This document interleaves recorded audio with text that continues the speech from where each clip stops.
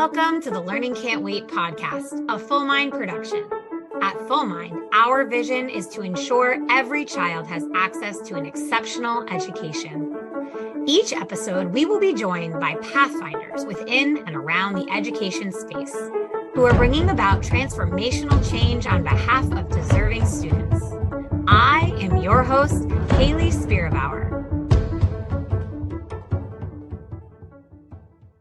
Welcome back to the Learning Can't Wait podcast. I am so excited about the topic and the person that we're talking to today. You'll find out why in a minute if you don't already know me and know why, but I'd like to introduce you all to Nancy Livingston, the CEO of the National Summer School Initiative, also known as NSSI. I'm so happy you're here, Nancy. Welcome. Thank you so much. I'm so happy to be here. I feel like I'm just going to set the stage for everyone. This is going to be a nerdy conversation. Absolutely. Nerdy and aligned conversation. And I'm so excited for you to tell us about the great work you're doing, the great work you've done. But you'll kick us off with our standard first question. Nancy, how did you come to be the personal and professional version of yourself? Whenever I think about that question and how I evolved to here, it always starts with my family. And it starts with my grandmothers. I had two matriarchs. Both of my grandfathers had passed when I was born. And so these women who outlived their husbands by like 30 years. So I had a whole life afterwards. And just were incredible role models of how to live. My grandmother in Georgia, she was a middle school science teacher. And so I at one point was a middle school science teacher. And I think, forever she was that model in my head. She's the person who taught me how to play cards, even though she's a Methodist. She is the person who really, what does it mean to be a kind person, but also be a person with a kind of an excellence bar and how you approach your life. And but both of those kind of finding the joy and holding yourself to a high standard. My other grandmother, who I actually called grandmother, it was very formal relationship. She was she worked at the National Archives. She was an archivist and had a deep respect for history and was just always, building my knowledge, always helping me expand my perspective about the world. And she's a person who got me interested in travel. She had studied abroad. So I wanted to study abroad as a student, and just was a model of a way of how to live. And so I feel really fortunate that I had both of those grandmothers, those matriarchs, who set an example. And I think about them a lot in the work I'm doing, and would they be proud of the work I'm doing? And I think so. I hope so. But they're a big reason why I'm who I am today. It's wonderful how two people that are so different and approached the world so differently had such a lasting impact on your life. It reminds me of teachers and how when we all think back, if everyone could take, a second to think about teachers that impacted their lives. Not just one, but two maybe here, so you could do the comparative. Yeah. They're not always the same. They don't always take the same approach, but their care is central to, likely central to why you feel like they were impactful for you. Do you feel that's true for teachers in your life as well, Nancy? Oh, I agree with that. I was really fortunate, had an incredible, gifted and talented teacher in elementary school, Miss Race, who made math was all about puzzles and fun. And we would nerd out, and it was talkative and exploratory, very exploratory. And then I had, Dr. Keener in AP biology, who was they're going to be pop quizzes and you're going to memorize a lot of information and you're going to take notes and you're going to retake those notes. And learned a ton, and just was it a very aggressively disciplined kind of way. But both of them I responded really well to, because both of them still had really, really high standards for what they expected of us.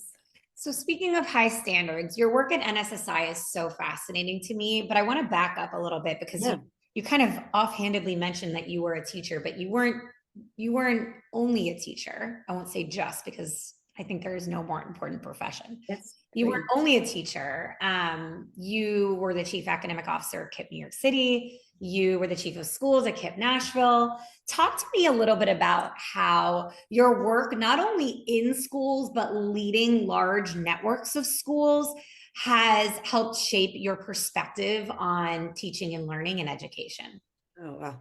That's a great question. I think when at my core, I feel like I'm a teacher. That is like a really big part of my identity. I have, and how do you present information that people are going to learn it? And how are you going to engage people in that learning? And how are you going to know whether or not they learned it just because you taught it?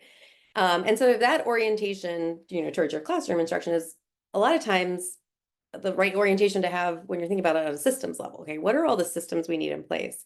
How am I going to train people to execute those things? How will I know that they're able to do it? How will I know they need support? When do I know to like put additional pressure? When do I know to take that pressure off? And so I think some of those early lessons from the classroom are things that have continued to have an impact on me as I've continued to lead. And I think one of and I think about leaders of networks of charter schools or districts, there's just so much coming at you. And there's so much you're not in control of, but then you have to kind of bring it back to that. What's in my control? What's that locus of control that I can influence, that I can change? And then you see what's possible. That's the same in your classroom too, right? It's like, what's in my locus of control? I can set this up. I can do things differently. And so I think that sort of mindset fostered very young in my career has definitely carried through. It's as a parent and as a forever educator, I think a lot about how I personally feel when I don't have control over something. And it's not a great feeling.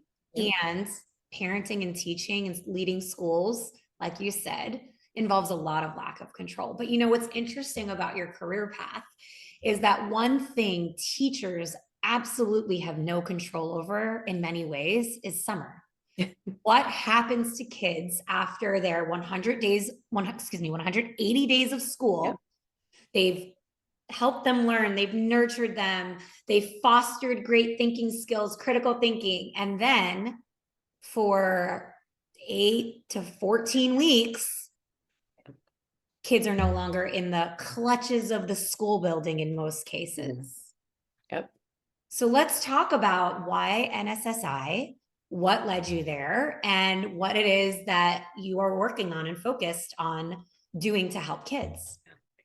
So when I'd heard about NSSI when I was at KIPP Nashville because it was born during the pandemic and it was really trying to support students and teachers with that transition to Zoom-based instruction. And I had followed its story, seen different individuals I had worked with previously in my career were working with NSSI. It's like really good people. And you're like, oh, I love those people. And this opportunity came up in this past summer. And I looked at it and I was like, what I love about this is one, it's focusing on kids and how do we accelerate learning. Two, there's the dual purpose of teachers and building teacher skill. And in a way that is, I don't know if it's like the right word, it's more playful, but like you got a 5-week contained period. Let's try some things. Hey, you were really nervous to try that discussion move during the school year. You weren't sure how it was going to go, but let's try it now. It's a little lower stakes. And there's like freedom, right? That comes when things like the stakes feel a little bit lower as you're trying on those new teacher moves. Our mentor teachers who help train our teachers and they're supporting them all summer, these are some of the best teachers in the country, like absolute best. And they walk alongside our partner teachers and are helping them unpack the curriculum, modeling effective instructional practices. So you kind of have that, that guide with you, but it's not too much pressure. It's just like kind of like that right amount of support.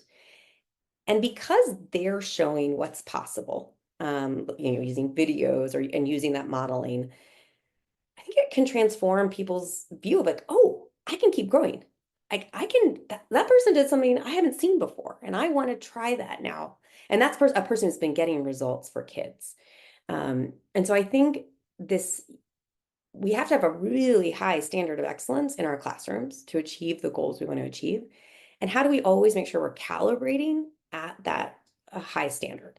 That's hard to do day in and day out with all the things coming at us. So this is a time each summer to like reset where do I want to be as a teacher? Like, how do I envision myself? How do I envision my classroom? And a way to get practice of that. So that was really compelling to me about working with an organization that's doing that. Because then I think you get compounded benefits for kids during the year. So yes, it's about the 5 weeks for kids. So they are not losing those skills that teachers work so hard to build during the school year. But now they've improved their craft. So that's compounded throughout the year. And that's really powerful to me. Oh, yes. I love a dual focus or foci for work we do. So let's talk a little bit about what the NSSI Summer School Initiative is and how it's operating. And my favorite topic, what are the results you all are seeing from your implementations? So when we designed NSSI's summer school program, we really started with the research about summer school. What do we know about what works in how we design the program? So the research is pretty clear that a 5-week program is really what you want to aim for. You know, you can make it work with 4 weeks, but if you can get a 5-week program and about 80% student attendance, so 20 days of attendance is a really effective dosage. So we've designed thinking about what's the dosage that's going to prevent that summer slide, that's going to help accelerate learning. And then, you know, we don't control this, but we do advise our partners that about a 20-to-1 ratio is what we're kind of aiming for in our classes. So you can have that smaller, more flexible setting. And then the research really is pretty clear about you want 90 minutes of math instruction, 90 to 120 minutes of ELA instruction. And so we have designed for that. So we have 90 minutes of math, 90 minutes of ELA. And it's coherent. So students are during the school year are in their HQIM program that most school districts have adopted. So our program has to speak to those HQIMs. It can't just be like, oh, these are whole different representations or for math class. Or we're gonna introduce 7 new phonics routines. No, there's gotta be coherence. So even though districts are using different programs, we've looked at some of the core like design principles of those programs and think, okay, how do we think about that for summer? So teachers are still building those skills. Students are having a more common experience to what they had during the school year. So we think about that very deeply. And then we recently just did a overhaul on our K2 program, which I'm super excited about. And because coherence is very important there. And, in some ways you might think, oh, just use your standard phonics program that you use during the school year in the summer, just continue using that program. But one of the things we see in summer is that students don't have the same teacher as the school year. The teacher is not the teacher of records. They may not have access to the student data. And then teachers are teaching out of grade level and subject area. So we don't have a ton of training time, right? So in the time we have, what can we get people good at? And so we think about what are those instructional routines that we can teach people to execute really well. They do it on repeat. Kids also do those routines on repeat, so they are learning them quickly and not kind of wasting instructional time. And that's when you get that success flywheel going, everyone feels it, and student growth can happen and teacher growth can happen. So that's how some of the things we've thought about in the design of our program, and so that we can have that coherent story and develop teacher skill within these constraints of summer, I'd say. You want to Pause jump for in? a second because I Yeah. appreciate the methodical nature of that design. One of the topics we talk a lot about here is research to practice gap, right? So we know a lot about research, but it doesn't always translate to what happens in schools and in classrooms. And I appreciate your attention there to ensuring that it does. Yeah. No, I mean, we have been so blessed with researchers in the field giving us time, talking to us, helping us make connections so that we can produce the best thing possible for kids. And I'm just so grateful for all of those academics who've been supporting us along the way. Okay, so keep going. I Yeah, interrupted yeah. you. No, it's all good. And so, when we look at our results, we are seeing a lot of growth in summer on our pre to post assessments that students take. So that's, the curriculum, so for example, in math, we're focusing on these power standards for a particular grade level. We give a pre-assessment at the beginning of summer and a post-assessment, and we can see about a 20% increase in student performance on pre to post on that standard. So which is really, that's really meaningful to see. We've also teachers are incredibly happy with the materials. They're like, oh, these are designed by teachers for teachers. I'm not having to hunt down, in 50 different places, or there's not so many supplemental materials that I can't actually use them all. That happens sometimes. You're like, Oh, I can picture myself in front of the copy machine being like, I have 3 minutes left to prepare this phonics lesson, and I haven't even prepped the thing I have to write on the board, plus the materials I have to put on their desk, plus I don't think I'm gonna have enough time to print. Like, I remember that very deeply in my heart. yeah. You're like, there's just too many things to sort through. So Yeah. try to simplify those decisions. Going back to, we want teachers to raise their hand to teach summer, right? We want to make it easy and as streamlined as possible to do that. So, and you see that reflected in the teacher feedback we get. So, not that and I think we have to work to continue to do of always engaging our teachers, getting their feedback so we can continue to make improvements on the program.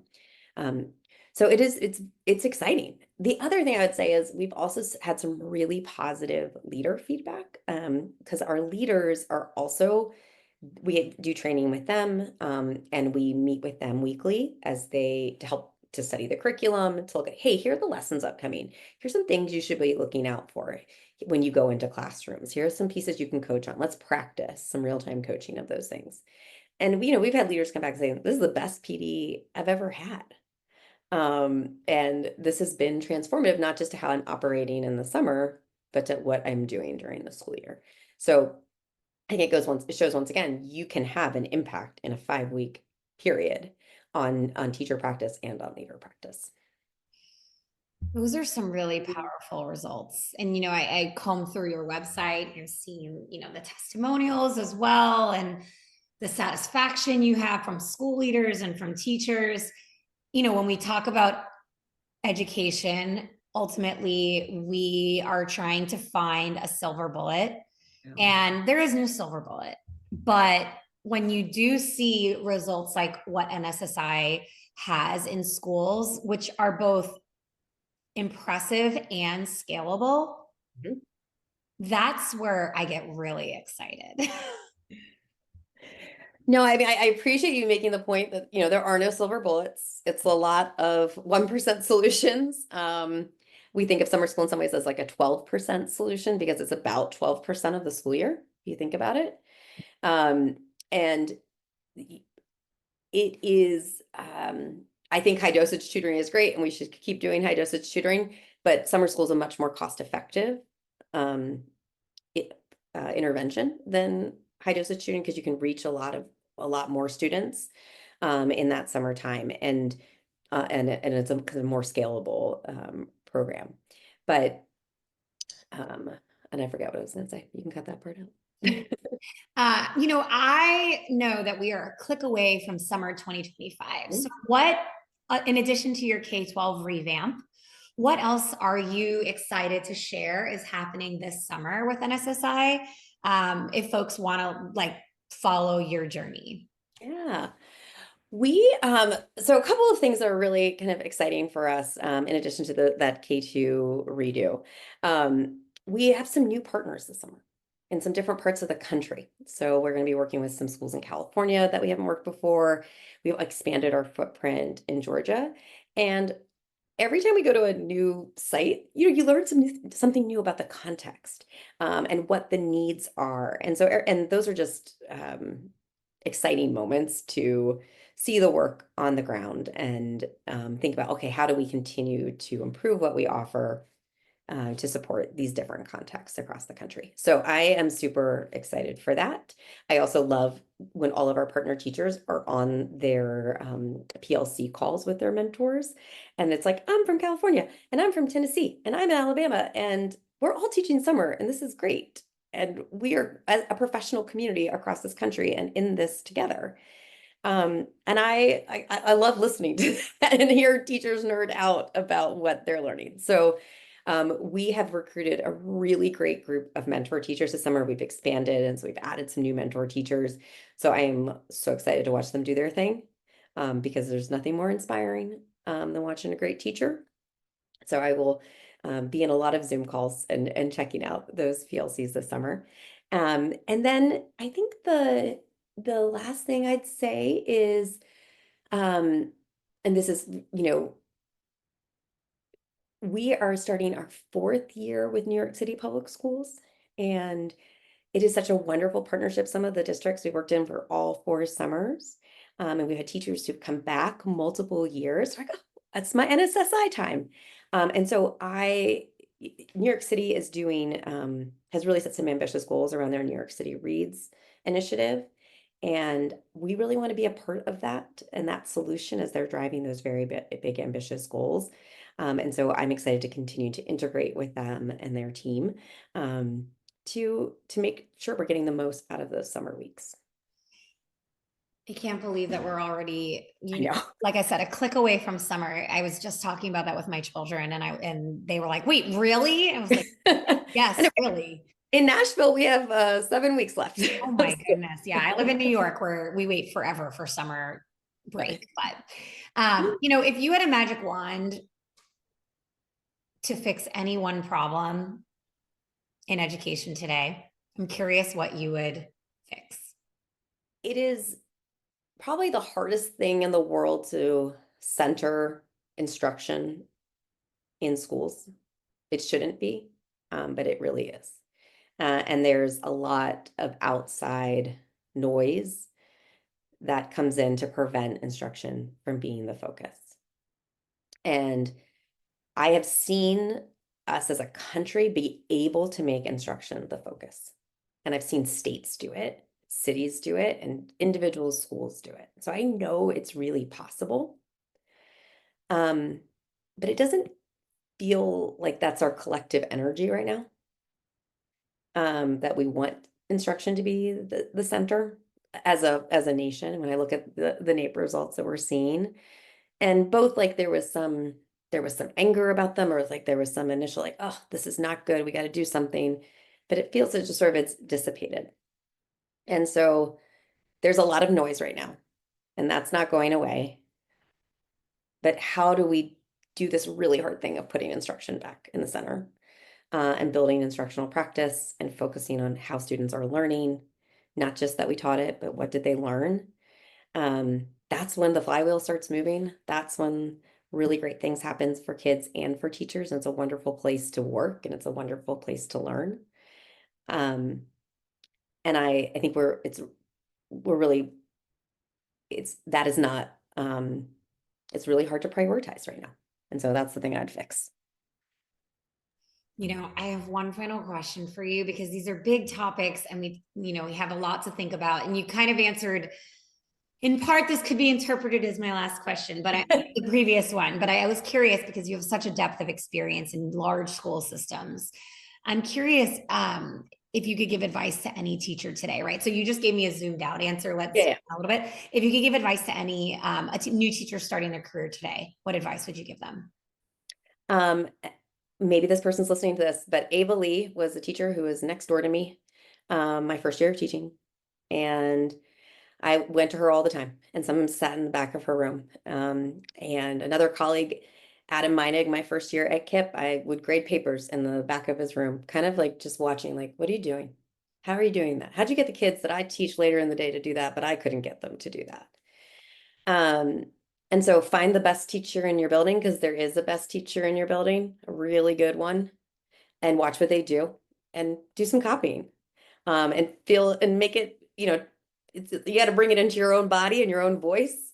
But when you're first learning, watching the best and imitating it as best you can is a really great way to start incorporating those best practices and being humble about it. So take all the papers you need to grade, go sit in the back of someone's room and watch what they do. I love it. Nancy, I'm so grateful for the work you're doing and for you sharing this great work here. Thank you so much for coming on the podcast. You are so welcome. This was such a wonderful little chat this afternoon. I told you, easy peasy. We just You did. all You the did, things. I promised Nancy before we hit record, it was easy peasy. We get to just talk about all the great things already happening at NSSI. Awesome. Thank you. Amazing. And thank you to everybody for tuning in today. Thanks for listening to the Learning Can't Wait podcast. If you like what you heard, please rate, review, and share this episode.